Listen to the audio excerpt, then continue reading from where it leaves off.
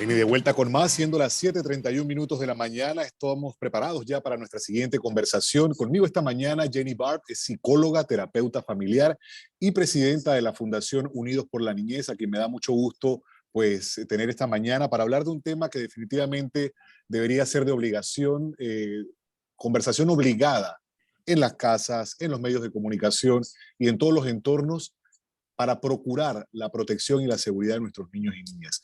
Bienvenida, buen día. Muchísimas gracias por la invitación. Buenos días a todos. Cuando hablamos de protección a nuestros menores, a veces pues, se pierde el tema entre muchas otras cosas y no entendemos lo fundamental que es generar seguridad a nuestros niños para que hablen, para que digan las cosas y para evitar, en lo posible, en la medida de sus posibilidades, pues ser víctimas de algún tipo de abuso. ¿Cuál es la forma correcta de abordar este tema en el entorno familiar, sobre todo? Bueno, realmente la familia tiene que estar fortalecida y tiene que tener una comunicación fluida y respetuosa con sus miembros. Nosotros en la familia en Panamá se utiliza muchísimo el castigo corporal. El castigo corporal rompe totalmente la comunicación del niño con el padre. Un niño que tiene miedo de abordar un tema como que un adulto lo tocó o la tocó a la niña, no va a atreverse a decirle al padre o a la madre jamás que ese evento ha sucedido y lo tiende a callar. Por otra parte, casi siempre se le ha educado a los niños a que ellos tienen que obedecer a las figuras de autoridad, a los adultos. Tienen que obedecer a todos los adultos que estén en su entorno. Y no se les enseña a tomar sus propias decisiones. Los niños desde pequeños deben tomar decisiones sencillas, como por ejemplo, ¿qué jugo quieres desayunar? ¿Quieres desayunar de naranja o quieres desayunar de melocotón? ¿Qué quieres ponerte hoy? ¿Quieres ponerte el suéter rojo o el suéter amarillo? Pero deben dársele opciones cerradas muchas veces, pero que el niño sienta que puede expresar su opinión y que su decisión y su opinión es escuchada. Nosotros tendemos a ser autoritarios con nuestros hijos, a decirle yo lo digo porque lo digo y punto, y lo haces. Esa actitud va creando en el niño una percepción de que el padre no se le puede llegar a decirle cosas tan difíciles y que a la vez el niño puede sentirse culpable si un evento de abuso sexual, si ha experimentado un evento de abuso sexual, puede sentirse culpable. Sobre todo también por la manipulación y la coerción de la cual generalmente es víctima por el agresor. Es decir, no te van a creer, tú vas a tener la culpa, tú también participaste, tú no dijiste que no, y muchas veces no se dice que no, el niño no dice que no, porque es una figura de autoridad, porque nada más tienen que ver en la diferencia de tamaño, experiencia, edad, poder y autoridad que tiene el agresor con el niño. El niño se inhibe para decir que no.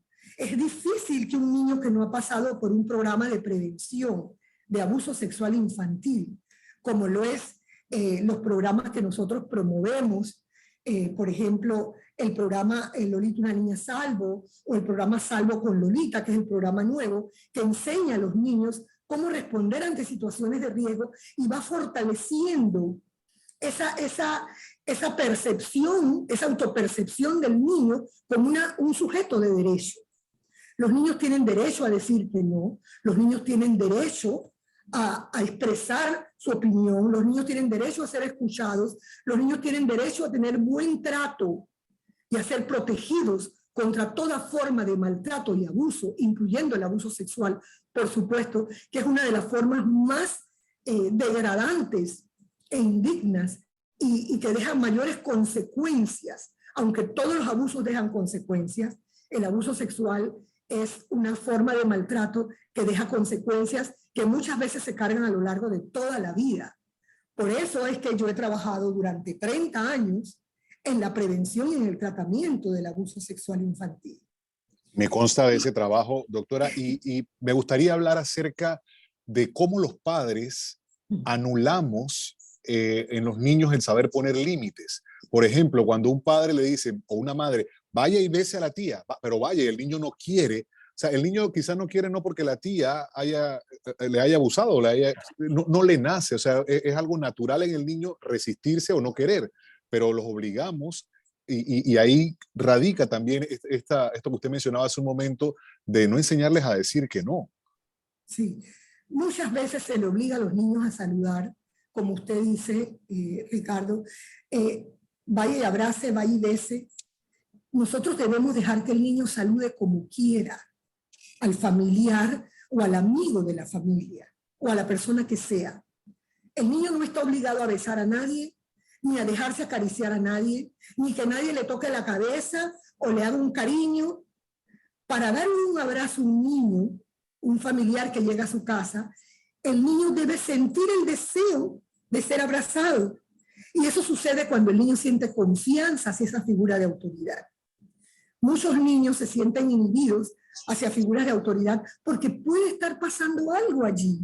Los padres de familia tienen que observar las reacciones de los niños ante las figuras de autoridad que llegan a la casa. Y cuando digo figura de autoridad me refiero a cualquier figura adulta que frecuente la casa o la familia.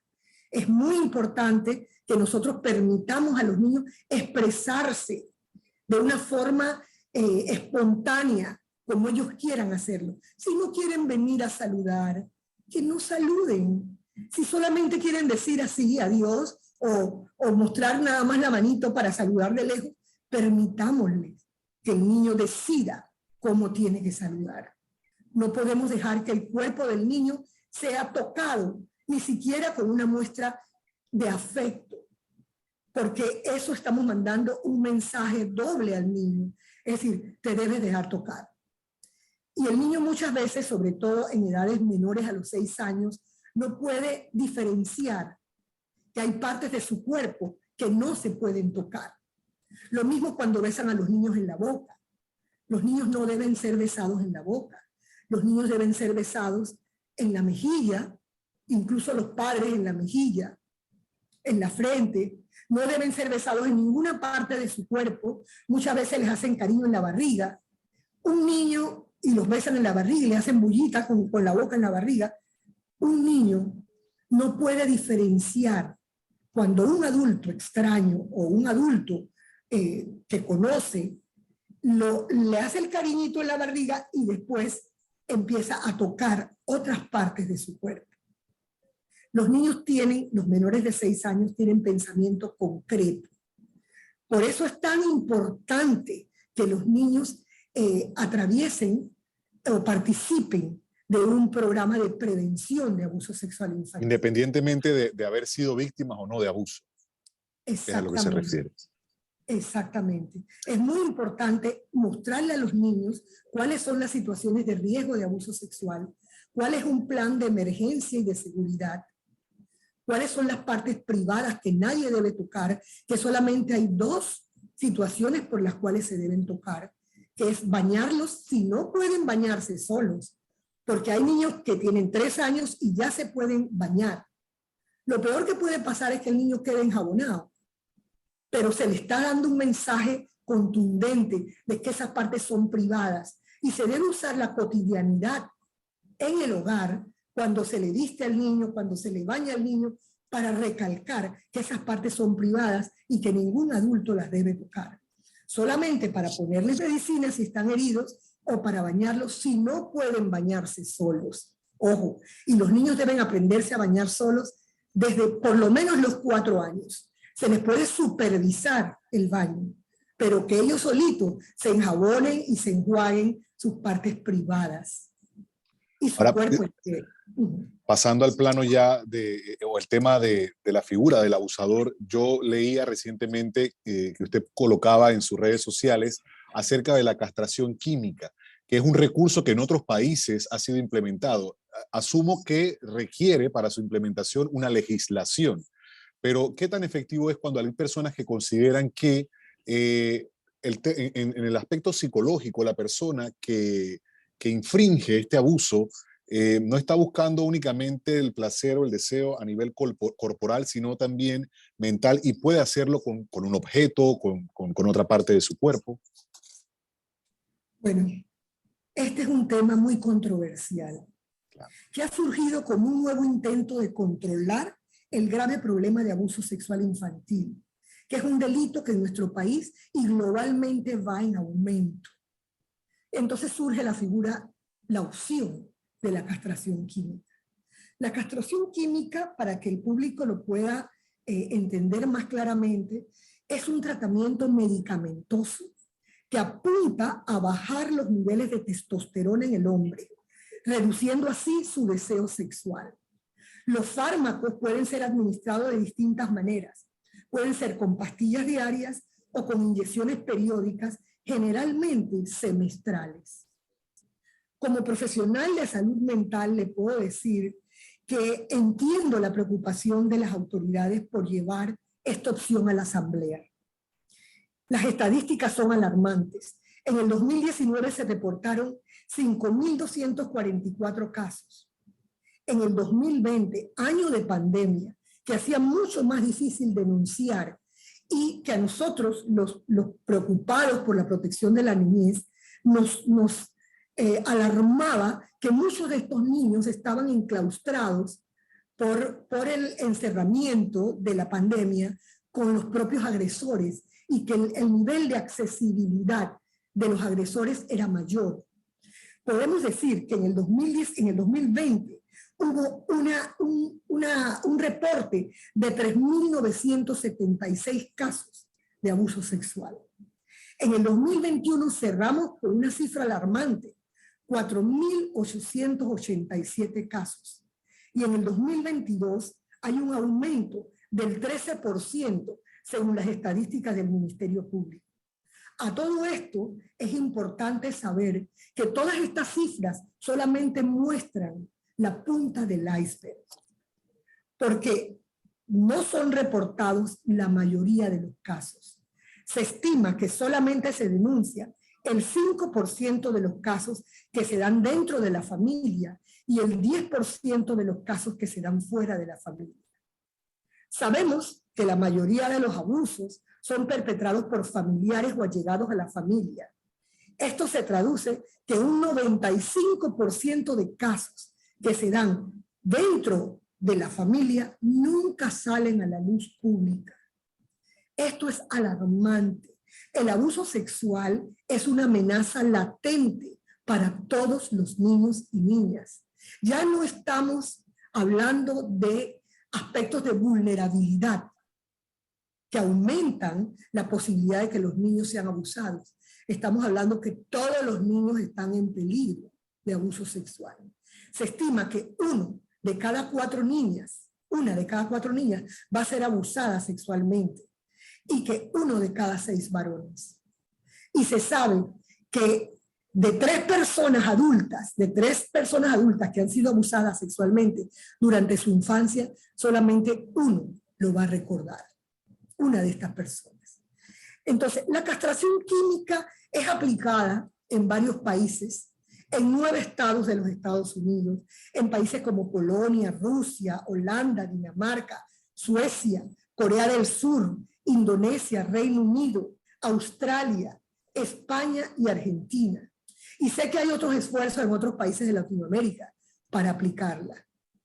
Las consecuencias del abuso sexual son graves.